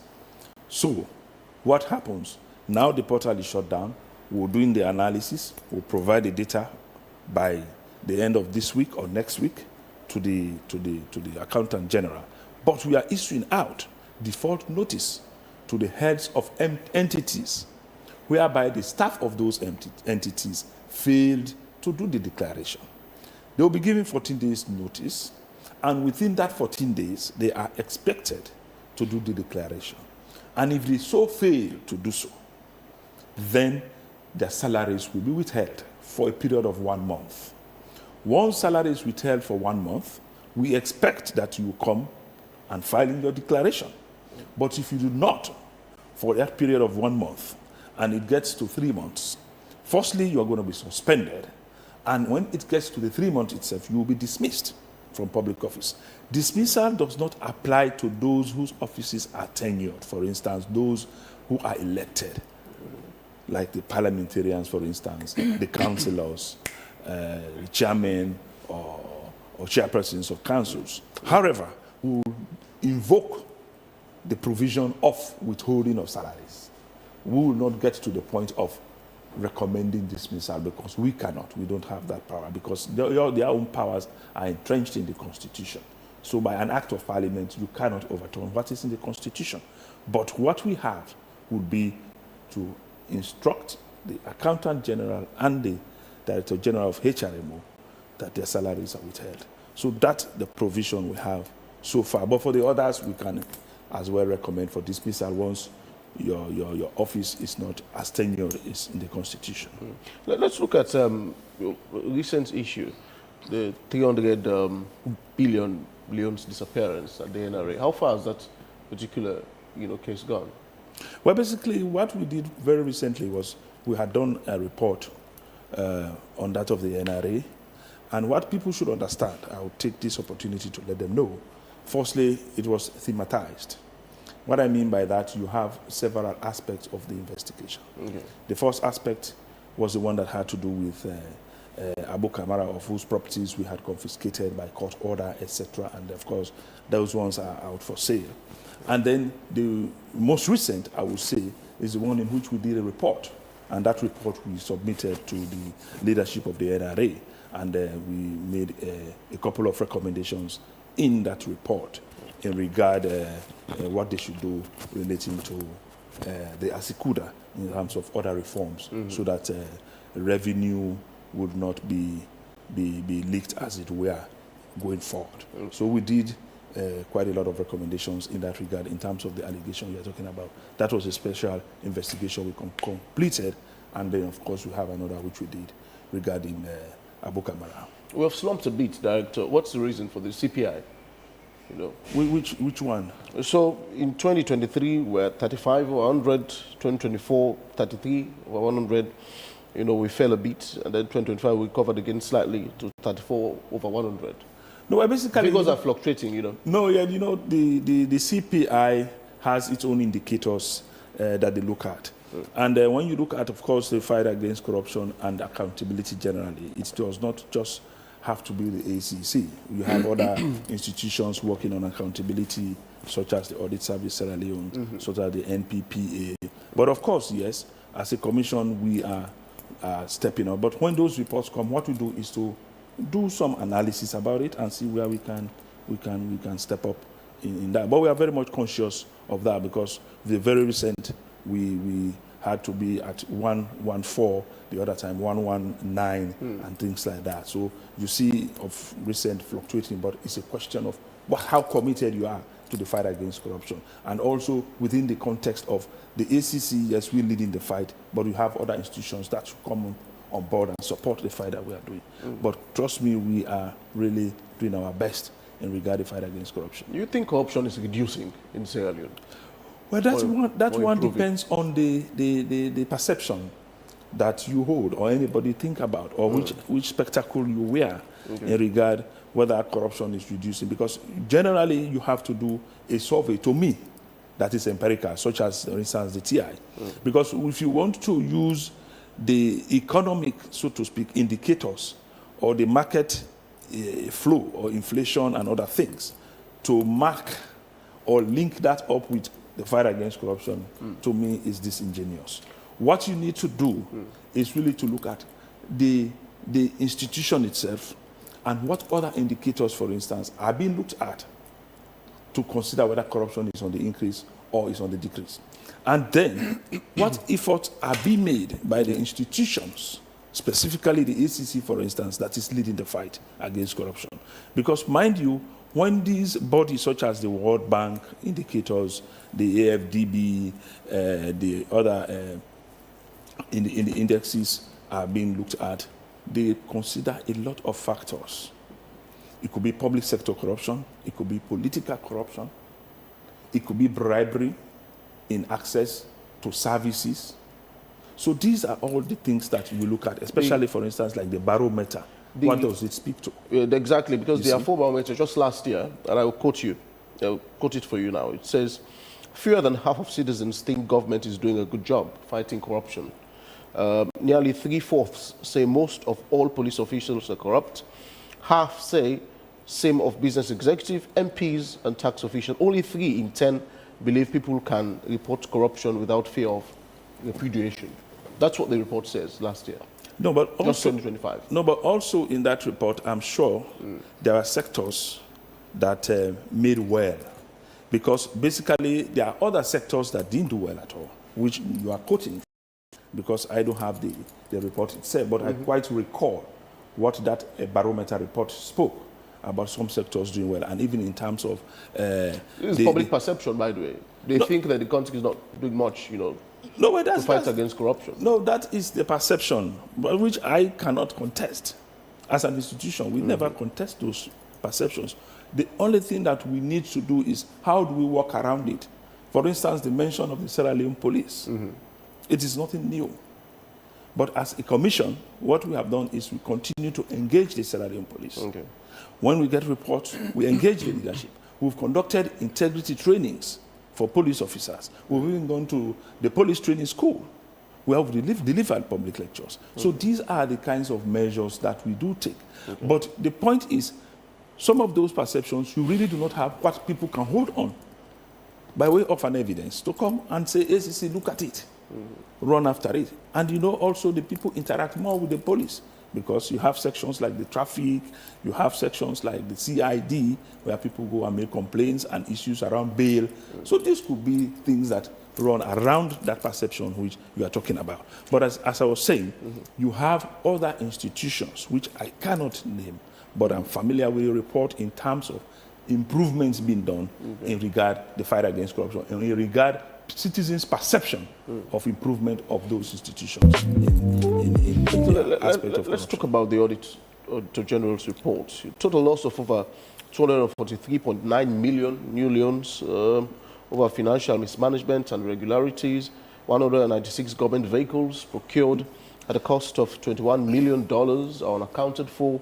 More than 13.8 million loans vanished into pockets of ghost workers. All of these are issues in the audit. How far have you gone with, recoveries from this particular? No, but I'm sure you are a journalist, and you must have been following the engagements between the ACC and Parliament. Because when it comes to audit report of recent, a position has been established that it is, the primary responsibility of the Public Accounts Committee. So are they still scrutinizing the report? Are they still scrutinizing it? No, it's not about they scrutinizing. What I am saying because I know you're secondary. After they may have exactly, they should get onto the if at all, or the Attorney General. But insofar as the past years, 2 or 3 years down the line, the ACC have not been quite, active, let me say so, have not been quite active in relation to dealing with issues in the audit report. And that has been made very clear by the Commissioner. This is a very big problem for the country. It should not be. This is the statute. What I'm saying is about the position of the Commission to say it is a problem for the people. That's what the law says. In terms of PAC taking primacy when it comes to audit reports. It's an issue, yes, the public will run with it, but we are constrained as an institution because the Commissioner and the chairman of the PAC, that's the deputy speaker, we have seen the kind of engagements we've had in the past. So as an institution, we have advised ourselves, and the law says so. We have to wait until matters are referred to us by the PAC after their examination of the audit report.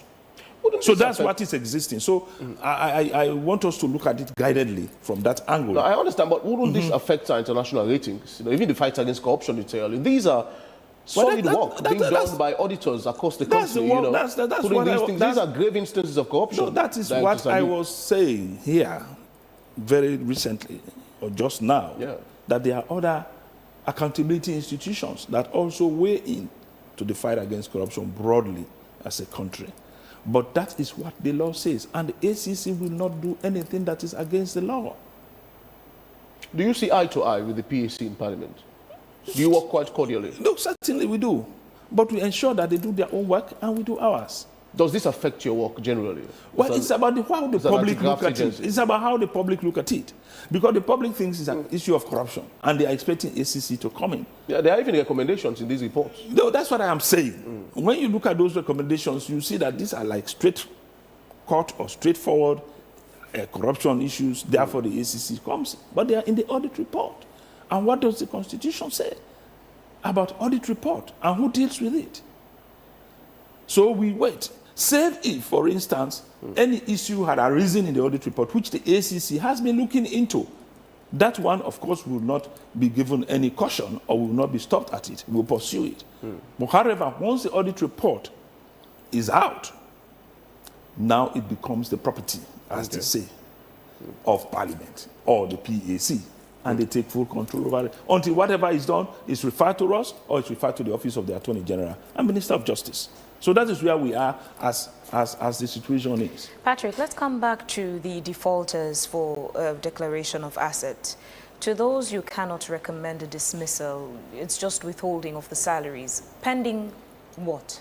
The compliance? Sure, pending compliance. Because honestly, we may be looking at also withholding salaries to be So it just becomes a situation where your salary is delayed? Not necessarily. When you don't get your salary this month, doesn't mean when you declare you are going to get it. So it's not, so clarify this. Yes.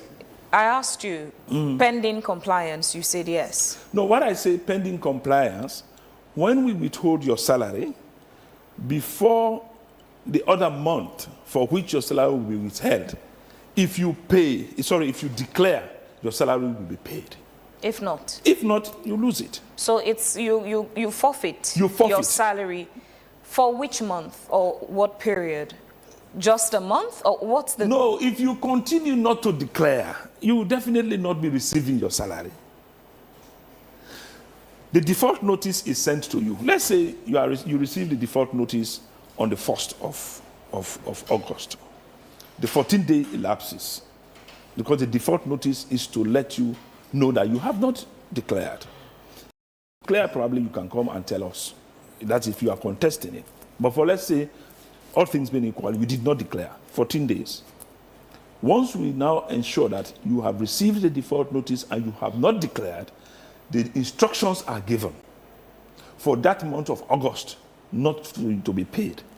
So if you wait the month of August, you are not paid the 31st, then you still did not declare for September, you will not receive your salary for August. Know that one.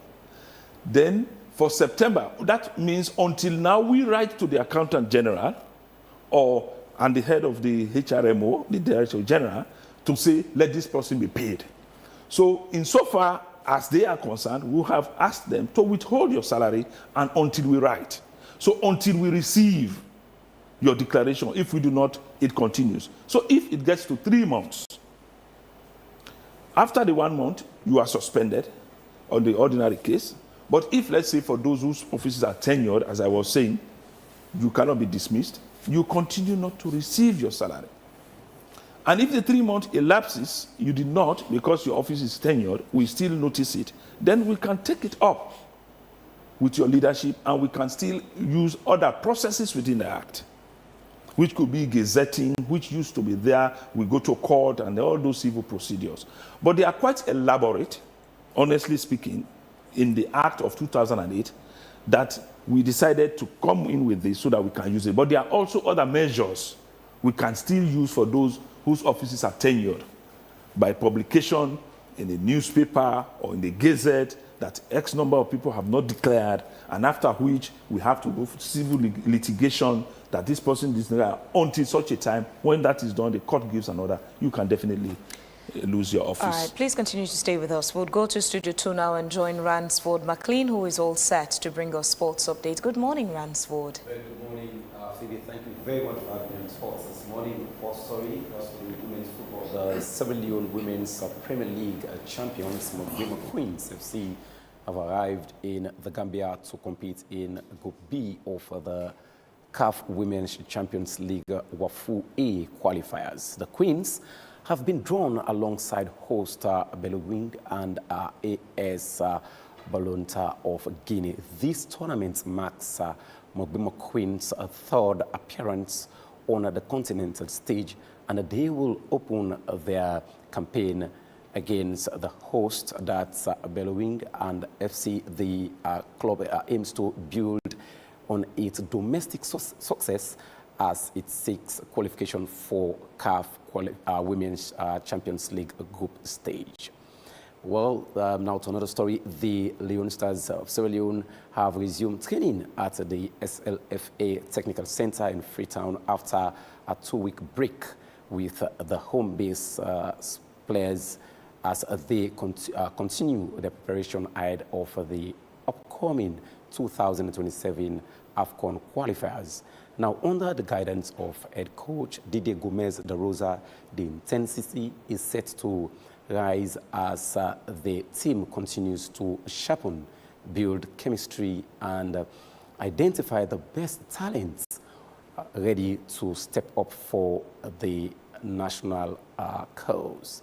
And the international stage close. Chelsea Football Club defeated Fulham last night 3-2 in a dramatic battle to get that victory.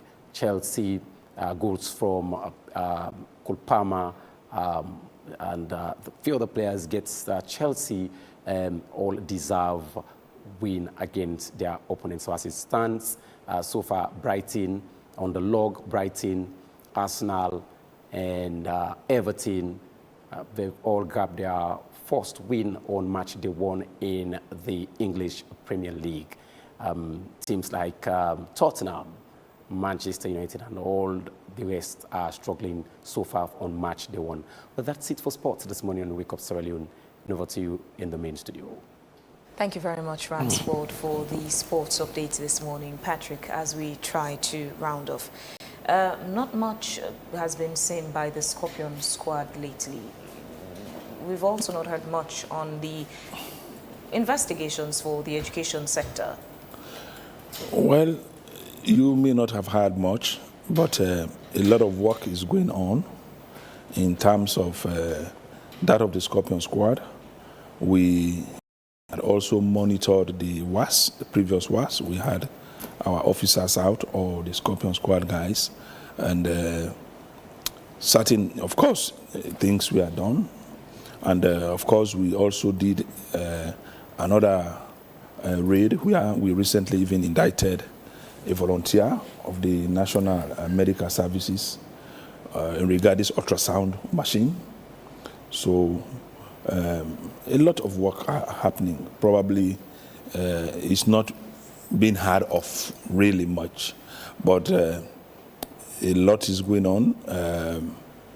For instance, if you look at even the investigations we've conducted for just this period of time, we've done over 22, about 102 investigations were received. There are two significant things I want to understand what the so ACC a lot is President happening. Bio boldly, publicly, obviously, spoke about WAEC's contribution to corruption within the education sector.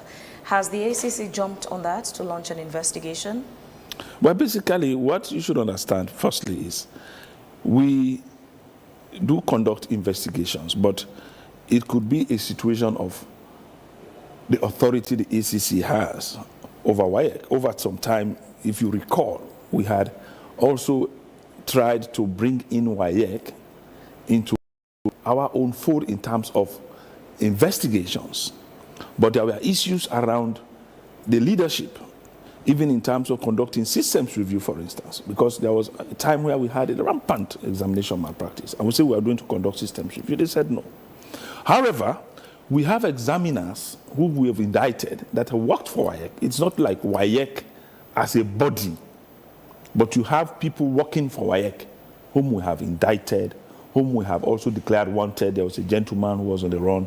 So we've done some work on WAEC, but in terms of the review, because this whole business of examination malpractice, if you look at it, fingers also point at WAEC.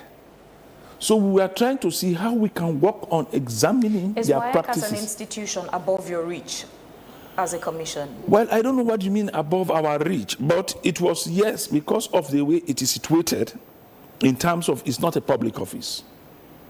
And it has its own offices in other regions. So the kind of manner in which they operate, you can just go and recommend a systems review which they say should apply in Liberia or Gambia or Nigeria. But what I am saying is, if for the staff of WAEC is a Sierra Leonean, we will investigate. They are not outside of our mandate in certain respects, but in certain respects they are also.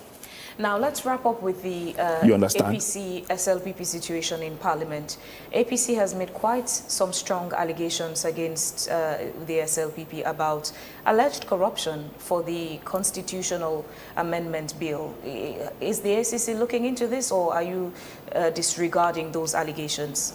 Honestly, they're saying some of their MPs were bribed, or there was an attempt to bribe them. These ones I would regard as political shenanigans. What I mean is, as a commission, we don't want anybody to weaponize us. We don't want anybody to look at it and say, because I say this or because I want this to achieve your end. But at the end of the day, listen. If at all bribes were offered or requested, does that constitute corruption? No, but basically, it is a question of who is reporting. Who is the whistleblower? No, but now that's not the question I'm asking. If at all bribes were offered or requested, does it constitute corruption? Definitely.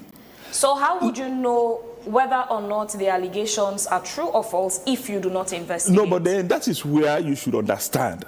And when it comes to the aspect of soliciting and offering, it is just between the complainant and then the defendant, whereby the person will say you did not. This is Parliament, the Parliament of Sierra Leone. No, listen, Vivian, let us make it clear. It is not about what you say. It's different from what you can prove. But isn't that what an investigation does? No. To ascertain the facts or false allegations there? No. You don't just run into anything because somebody has said it. You don't. An investigative process, before you start it or before you commence it, you should begin to look at the elements that will really warrant your intervention. So somebody will not say, I bribed that person. And the person will say, you did not bribe me. The person will say, you asked that you would give us this for this. Who was there? Was there a camera? What is the independent source or independent variable? Is that not what an investigation is supposed to prove? No, not at all. You firstly would have to look at it and determine. That's the more reason why, even when it comes to our investigation relating to the offense of bribery, let me put it that way, soliciting, accepting advantage, we normally do what people say entrapment. You have the do's and the don'ts of entrapment. So meaning, you should have something to be there to establish that the person indeed solicited. So as we round So up, if it is not there, you're saying the ACC is not going to investigate that matter. On what grounds? At this stage, because it is political, and we don't want to be driven into political shenanigans. Okay. That's the reason. You very much. If it were somebody wanting a service from an institution, it's a service delivery institution, for instance, a nurse wanting a vaccine, and you say, give me this, and the nurse hasn't got it, and it's reported to the ACC, we can take steps to address it. Thank you, Patrick, for your time this morning. Well, this is where we'll have to end today's edition of Wake Up Sierra Leone. We say thanks to our sponsor, Rokel Commercial Bank, for their support to the program, to you, our audience, and to the guests who've been here this morning. We've been your presenters. I am Phoebe Swill. Have a lovely day and a pleasant holiday. And I am Victor Jones. Please stay tuned throughout the day as we have other exciting programs coming up. Till we meet again tomorrow, take care of yourselves. Goodbye.